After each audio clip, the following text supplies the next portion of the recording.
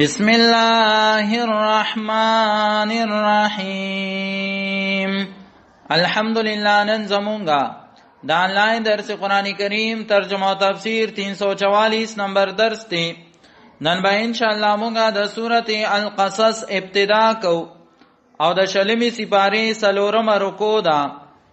سورت قصص دا مکی سورت تی پا مکہ مکرمہ کے نازل شوی سورت تی.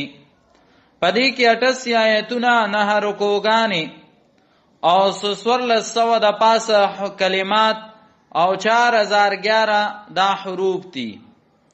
سورت قصص دویم نوم سورت موسیٰ هم دی چونکہ پدی سورت کی دا موسیٰ علیہ السلام واقعات ذکر دا او دا موسیٰ علیہ السلام دا زندگی مختلف پہلوگانی پا مختلف صورتونو کی اللہ بیان کری دی. لکه دا دین اوڑاندی پا صورت شعراء کی هم دا غی ذکر راغلیو. پا دی صورت کی دا موسیٰ علیہ السلام دا ابتدائی احوال و بیان دی. او دا دی صورت 3 قسم مضامین دی. رنبنی مضمون بیان دا قرآن کریم عظمت دی.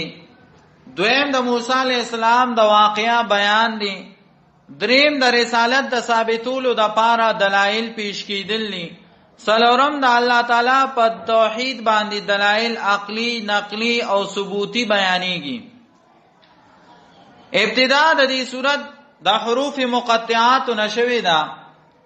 حروف مقطعات دی تولیکی گی چی دا طوا سیم میم پشان دا الف لام میم دی چی دا زان لزان حروف تی دا پا مابین دا اللہ و دا رسول کی راز دی. دا دی پا مانا صرف اللہ پوئی گی بل چاہتا ردی علم نشتا.